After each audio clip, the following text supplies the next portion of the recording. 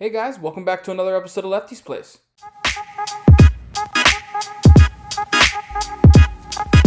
Yes, guys, the Miami Dolphins season is just around the corner. Actually, it's tomorrow, and that is why I am going to be finally bringing you my first content of Miami Dolphins, content. Just coming at you in Lefty's Place. I'm ready. I got my Miami Dolphins cap. I got my shirt from Ace Ventura, one of my favorite movies ever. I got the sandals. I gave it to you right. Yeah, I told you. I showed it right. I got the sandals. I'm ready to go. I got the Ricky Williams jersey in the back. I'm excited for the second season of Brian Flores. I'm 26 years old, so I haven't been able to enjoy any golden years of Miami Dolphins football. I mean, my best year was when Chad Pennington led us to the playoffs, when Tom Brady got injured that year. So, and then we lost in the first round of the playoffs. I mean, that was really the best year that we had, which wasn't really anything. And the Dolphins have always just, been mediocre for so long. And it's tough being a Dolphins fan. It really is. It's tough to be a Dolphins fan. But honestly, I feel like things are actually changing. Like, genuinely changing in the right direction. The franchise has finally decided to stop with, the way they were playing, or the way they were, leading this team with Mike Tannenbaum. It was just a mess. But, with Brian Flores now, leading this group and being an actually good leader.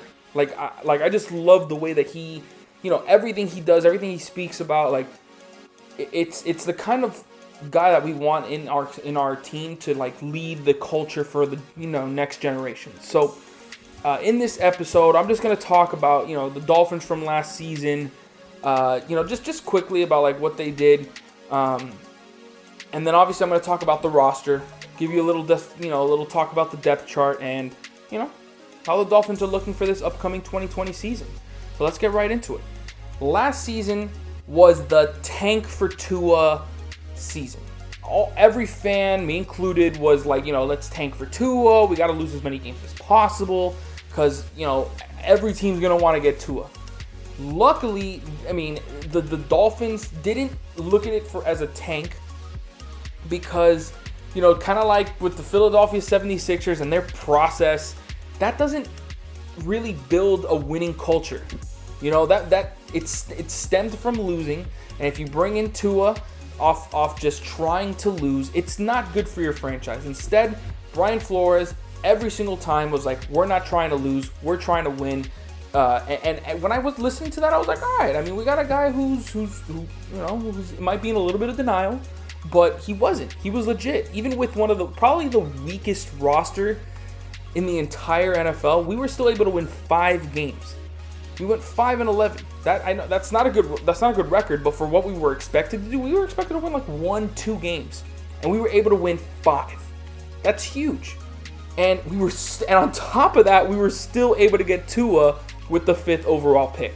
So that was huge for us, and pretty much I actually loved our entire 2020 draft class because we had 3 first-round picks that we put on Tua Tagovailoa, the left tackle, who's going to be our starting left tackle this season, in Austin Jackson, Noah Igbinoghene,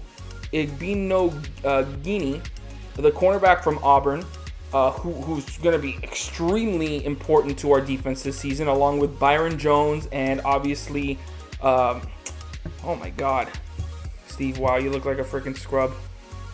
Sorry, I'm not, and obviously Xavier Howard. How can I forget Xavier Howard? He had a bad season last year, with injuries, but the year before, he was one of the best cornerbacks in the league. So that's actually going to be probably our most, our biggest strength in our pass defense. But I'm getting ahead of myself. I really like what we did in the draft because we addressed a really big need in terms of our offensive line because of all the overturn that we did last year, letting go of just so many players. We let go of a lot of players last season, and a lot of it was just to accumulate draft capital and a lot of cap space, and We did what we had to do. And honestly, I feel like where the Dolphins are heading is really, really smart. So let's just get into the depth chart and just talk about a couple of the players, who's going to be really important for our season. Starting with quarterback, we have Ryan Fitzpatrick coming in as our starter, and that's obviously been one of the biggest stories because, you got Tua Tagovailoa there, and, what are we going to do with him? Are we just going to throw him into the wolves, for him to learn? And I was kind of like, I wasn't really sure what we should do there because I obviously want to see Tua. I want to see if he can do it, if he can be the guy. But at the same time, the team, especially the O-line, it's very inexperienced. I mean, we're probably going to have 3 rookie O-linemen starting and then 2 new guys. Like, it's a brand new O-line. So to just toss them out there with that brand new O-line, it would probably not be a good ending. Like, I'm glad that they decided to go with Ryan Fitzpatrick just so Tua can, learn. I mean, he did get injured last season, but he looks good now. There's been, like, mixed reports out of training camp that, he's looked good one day, he looks bad the other day. But overall, I'm fine with Ryan Fitzpatrick to start the season.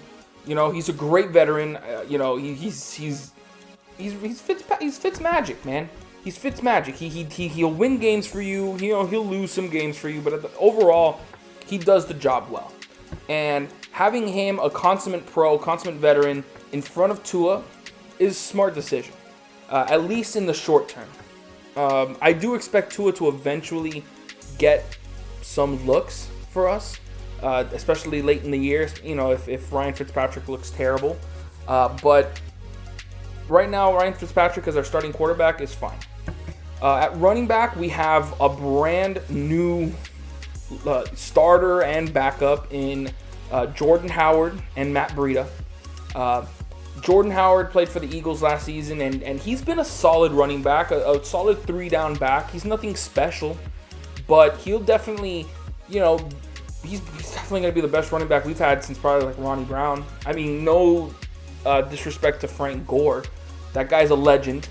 But, obviously he's in the back end of his career, and he wasn't really that great. I mean, he was just a solid player for us. But Jordan Howard, I believe, can be a 3-down back for us. And Matt Breida, one of the fastest explosive running backs in the league, is going to be our pass-catching running back. So we have a good 1-2 punch there, and I feel it's going to be a work share, whatever you call it, when you're going to have 2 running backs pretty much getting equal touches. I wouldn't be surprised if you see that with Matt Breida going primarily with the pass downs. The problem with that is that when you see, if you see Jordan Howard out there, most of the time the team will know that you're probably going to run, or at least, have Howard as a blocker. But it's possible to mix it up a little bit. I mean, it all depends whatever Flores wants to do, but in the end, I still like the 1-2 punch we have. It's the best 1-2 punch we've had at running back for a long, long time. At wide receiver is probably where we're like the least, we have the least depth. And a lot of that has to do because Albert Wilson and Allen Hurns opted out of the season. I respect their decision. There's nothing bad about that, but it leaves a lot of the responsibility to Devontae Parker and Preston Williams.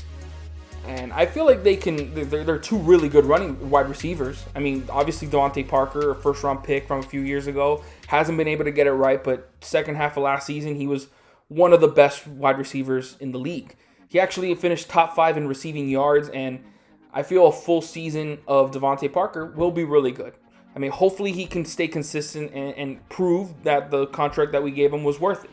And Preston Williams, probably one of the most underrated wide receivers in the entire league, went undrafted last year and, just came out of nowhere. I do feel like he'll be a big piece for us as well, but, we'll have to wait. The one player, I know we have Jakeem Grant. I'm not really a fan of Jakeem Grant. I feel like he's mainly a special teams guy, which he's going to be again this season. But the guy I feel with Allen Hurns and Albert Wilson opting out, I feel like that gives room and opportunity to rookie wide receiver Malcolm Perry, who we selected in, I believe, the 5th round. No, we drafted him in the 7th round. He's a wide receiver from the Navy, and I feel like he can surprise some people. I feel like he's going to surprise some people, and he's definitely going to get the opportunities. And why not? I mean, you got Isaiah Ford there as well, who was another 7th-round pick for Miami in 2017. So he's obviously also going to get some looks. He had 23 receptions, 244 yards last year. But look out for Malcolm Perry this year. I feel like he's going to be a sneaky player for us who will surprise. But another guy who will be getting a lot more opportunities with those 2 wide receivers out is our tight end, Mike Gesicki. For so long, I just don't understand why we haven't used him as much as we should. He had 51 receptions last year, which was 67th among tight ends, and 570 receiving yards. Or maybe not out of tight ends. Maybe that's 67th among all receivers. I doubt it, though. But whatever. Either way, he had 5 touchdowns. That's solid. It means he's a goal line threat. I think he needs to be used much more than he is now. And I feel like that'll happen once Tua comes in. Because you know how much rookie quarterbacks love their tight ends. And Gesicki can go up and get the ball, man.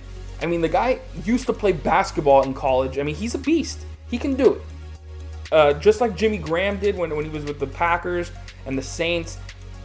I feel like Gesicki can be I honestly feel he can be an all-pro tight end. Of course, he hasn't shown it yet, but we'll see this season.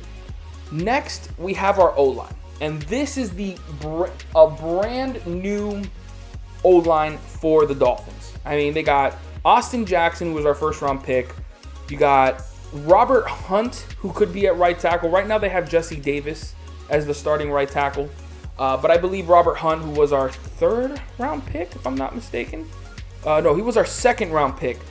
Will also be, in the lineup every now and then. I mean, you'll see that switch back and forth. And then you have Solomon Kinley, who was selected in the 4th round. My apologies. He was selected in the 4th round. So you got 3 rookie O-linemen that are going to play a prominent role this season. And that is the main reason why I probably wouldn't want Tua starting right away. Because when you got a brand new O-line like that, there's going to be a lot of mistakes, and it could hurt Tua in the long run. But then you also got veterans Eric Flowers and Ted Karras at left guard and center. Those 2 are going to, kind of like balance out that O-line. But again, when you have, brand new guys coming into the system, it's still going to cause some problems. So early on, I feel like this O-line is not going to perform well, and that's going to lead to a few losses. But overall, I think you got to just throw these guys out there. There's no reason to put anybody else in front of them. I think having Jesse Davis ahead of Robert Hunt is a bad idea. Just put them out there. You want to get these guys as many opportunities as you can before Tua Tagovailoa comes in, the future of your franchise.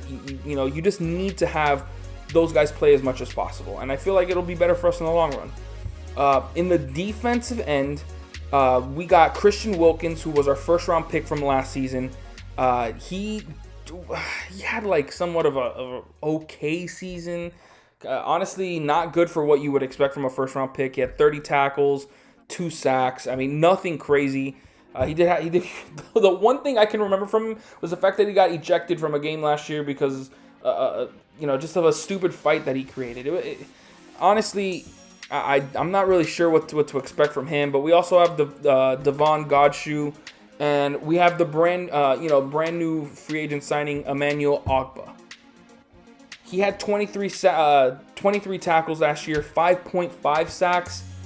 He's probably going to be the best pass rusher on our defensive line, and that just goes to show that we don't have an elite pass rusher. That's probably our biggest miss right now on this squad, and what we probably need to try to get either in the draft next year or in free agency.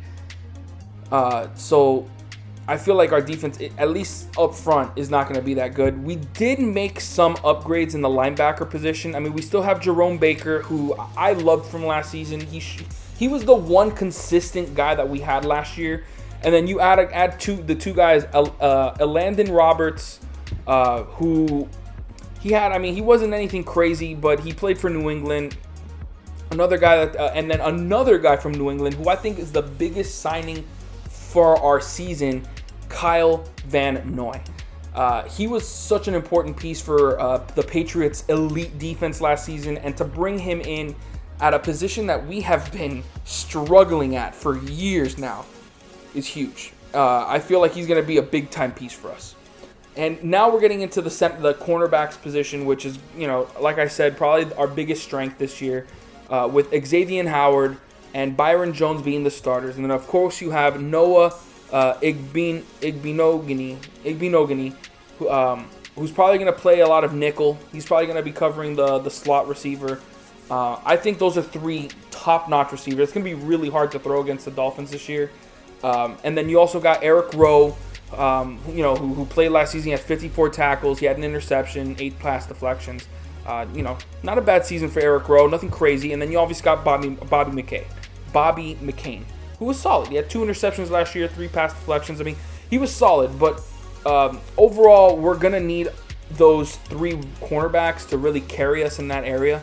And, I could see it happening, but I think this is going to be a transition year for the defense. I mean, you got the linebackers who, have definitely been upgraded, and then you got the pass defense that's going to be good. But with no pass rush, it's going to leave a lot of time for the wide receivers to get space. And the cornerbacks, Byron Jones and Xavier Howard, can only be so good.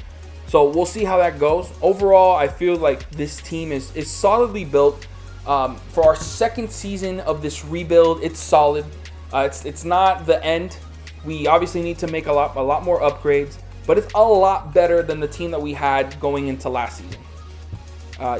Losing guys like Ryan Tannehill. You let go of Kenyon Drake. A lot of guys that were prominent players on our roster were gone, and Minkah Fitzpatrick, another one. This season, you still got the guys from last season. Obviously, you have a lot of new starters, a lot of rookies, but that's what the Dolphins been trying to do. They're trying to bring in a lot of draft capital, a lot of money to bring in more free agents, and that's what they did. So, all in all, I feel like this is going to be a better season, especially when you look at the start. We take on the New England Patriots tomorrow. We have Buffalo and Jacksonville. Those are our first 3 games. Honestly, Buffalo's probably going to be the toughest game there because Josh Allen is a up and coming quarterback, and they looked really solid last season, so that's going to be a tough game. But I could see us coming out of this 3-game stretch 2-1, and it's very important for you to start the season well, especially when the next games after that you got Seattle, San Francisco, Denver, Los Angeles, and then the Chargers, and then the Rams. So you got some tough games, and then we have a bye week in Week 11, which usually it's early on in the season, but it's all chilling. But overall, we have to take on Kansas City this year. It's gonna be a tough year. Arizona, who has an amazing offense, but I feel like we can end the season about 8-8. That would be solid. I would love to see Tua later in the year. But if we don't see him and he starts next season, I'm fine with that too. Because this is another transition year. We're not very we're not very deep in the offensive end. So again, transition year. But overall, I expect great things from the Dolphins moving forward, and I'm excited to see what we can do. So that's gonna wrap it up for today's episode. I hope you guys enjoyed. I know I'm not the most knowledgeable on Dolphin sports. On Dolphins, but I still love the team. I root for them every Sunday. I mean, they've been a pain for years, but I still root for them. I mean, they're always going to be my team. So if you guys like the video, please hit the thumbs up button, and make sure to subscribe. Hope you guys have a great day. Take it easy.